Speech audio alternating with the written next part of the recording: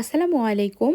আজকে আমি বানাতে যাচ্ছি একদম ক্রিস্পি চিকেন পটেটো স্ন্যাক, আর এর সাথে থাকবে ক্রিমি সেদ্ধ ডিমের স্পেশাল একটা সস।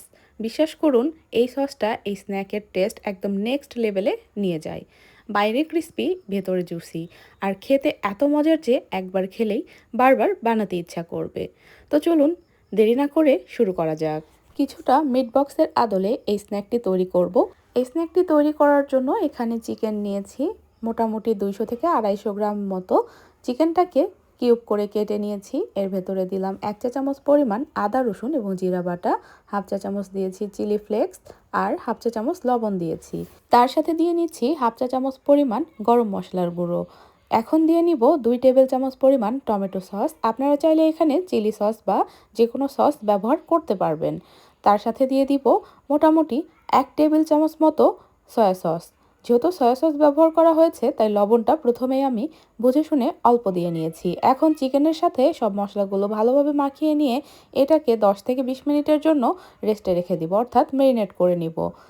আর এর সাথে লাগবে সেদ্ধ করা আলু। আমি আলুটাকে সেদ্ধ করে নিয়ে এভাবে কিউব করে কেটে নিয়েছি। এখানে মাঝারি সাইজের 2 পিস আলু সেদ্ধ করে তারপরে এভাবে কিউব করে কেটে নিয়েছি। আমরা যে চিকেনটা মাখিয়ে রেখেছিলাম সেটার সাথেই সেদ্ধ করে রাখা এই আলুটাও মাখিয়ে নিতে হবে। আলুটা দেওয়ার পর আলাদা করে কোনো লবণ বা কোনো মশলা অ্যাড করতে হবে না। চিকেনের সাথে যে মশলা এবং লবণ দেওয়া আছে ওই মশলা দিয়ে এই আলুটা মাখিয়ে নিলেই এই আলুটা খেতে ভীষণ মজাদার লাগবে। তো আলুটা এবং চিকেনটা মাখিয়ে নেওয়া হয়ে গেলে একপাশে রেখে দিচ্ছি। এখন আমি ডিমের সসটা তৈরি করে নিব বা মেয়োনিজটা তৈরি করে নিব।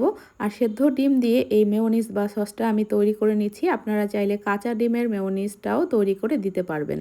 তো এখানে 2টা সেদ্ধ ডিম নিয়েছি, দিয়ে দিচ্ছি 2 টেবিল চামচ পরিমাণ গুঁড়ো দুধ, 2 টেবিল চামচ দিয়ে দিচ্ছি টমেটো সস। এরপর দিয়ে নিচ্ছি হাফ চা চামচ পরিমাণ সাদা গোলমরিচের গুঁড়ো। আপনারা চাইলে এখানে কালো গোলমরিচের গুঁড়োটাও ব্যবহার করতে পারেন। 1 চিমটি মতো দিয়েছি লবণ, লবণটা অবশ্যই অল্প দিতে হবে। এরপর 2টা ডিমের জন্য দিয়ে দিচ্ছি 2 চা চামচ পরিমাণ চিনি। মিষ্টিটা যদি কম খেতে পছন্দ করেন তাহলে অল্প দিলেও হবে। 1 টেবিল চামচ পরিমাণ দিয়ে দিচ্ছি লেবুর রস। এরপরে দিয়ে দিব 1 টেবিল চামচ পরিমাণ পানি।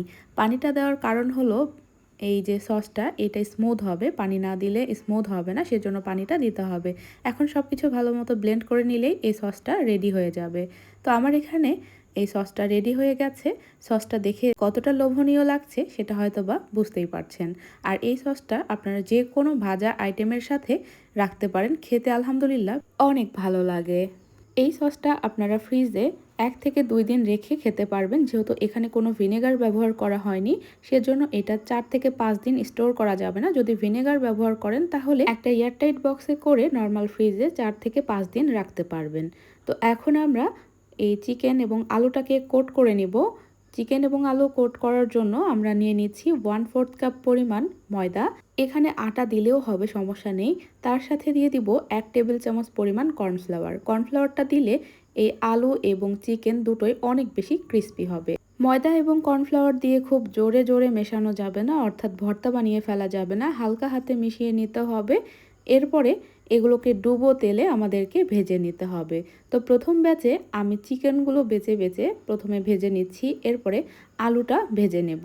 তো একটা একটা করে চিকেন দিয়ে দিচ্ছি। চুলার আঁচটা মিডিয়ামে রেখে ভেজে নিতে হবে।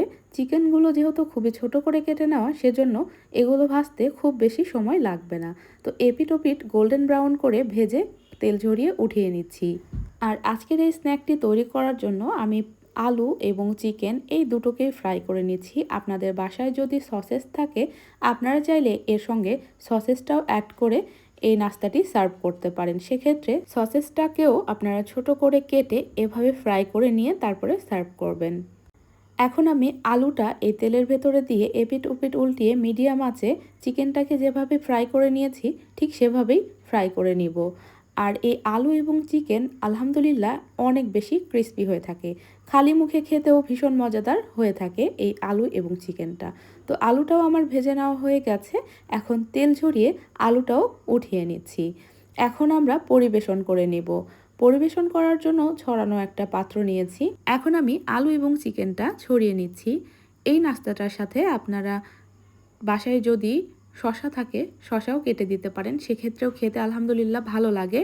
তো আমি আলু এবং চিকেনটা ছড়িয়ে নেওয়ার পরে যে মেয়োনিজটা রেডি করে রেখেছিলাম সেটা উপর দিক দিয়ে এভাবে দিয়ে নিয়েছি। সেদ্ধ ডিমের মেয়োনিজ তৈরি করার সময় যেহেতু আমি টমেটো সসটা ব্যবহার করেছি, তাই এক্সট্রা করে এখন আর কোনো টমেটো সস ব্যবহার করছি না, শুধু মেয়োনিজটাই ছড়িয়ে দিচ্ছি। এখন আমি গার্নিশের জন্য দিয়ে দিচ্ছি কিছুটা কাঁচামরিচ কুচি। এই লোভনীয় মিট বক্স বা স্ন্যাকটি যদি বাসায় তৈরি করেন, আলহামদুলিল্লাহ আপনার পরিবারের প্রতিটা মানুষ অনেক বেশি পছন্দ করবে। তো আশা করছি আজকের এই স্ন্যাক ভিডিওটি আপনাদের কাছে ভালো লেগেছে। এরকম নিত্য নতুন ভিডিও পেতে আমার চ্যানেলের সাথেই থাকবেন। আজকের মতো ভিডিওটি এখানেই শেষ করছি। সবাই অনেক বেশি ভালো থাকবেন, সুস্থ থাকবেন। আল্লাহ হাফেজ।